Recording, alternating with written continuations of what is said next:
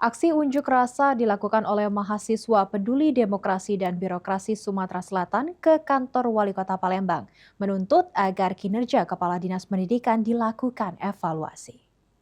Membebaskan.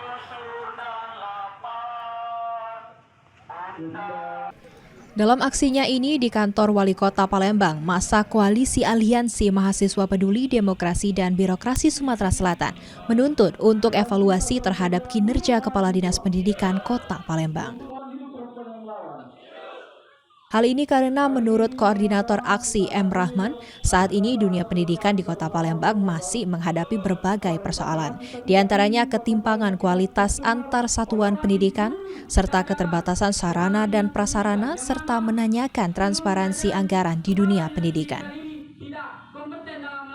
Transparansi anggaran daripada Kadis di Kota Palembang ini untuk memaparkan secara transparan bagaimana realisasi dan juga alokasi daripada anggaran pusat. Seperti yang kita ketahui bahwasanya anggaran dari pusat itu sangat berlimpah-limpah.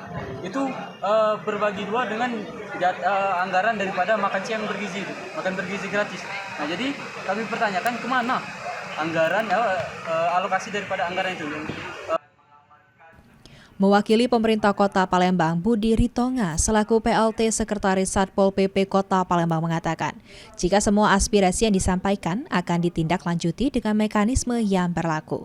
Apapun yang adik-adik sampaikan, kami akan menyampaikan kepada yang mempunyai kebijakan, kepada pemerintah Kota Palembang. Setelah diterima oleh perwakilan Pemkot Palembang, masa aksi langsung bubarkan diri dari kantor Wali Kota Palembang. Tim Liputan, PAL TV.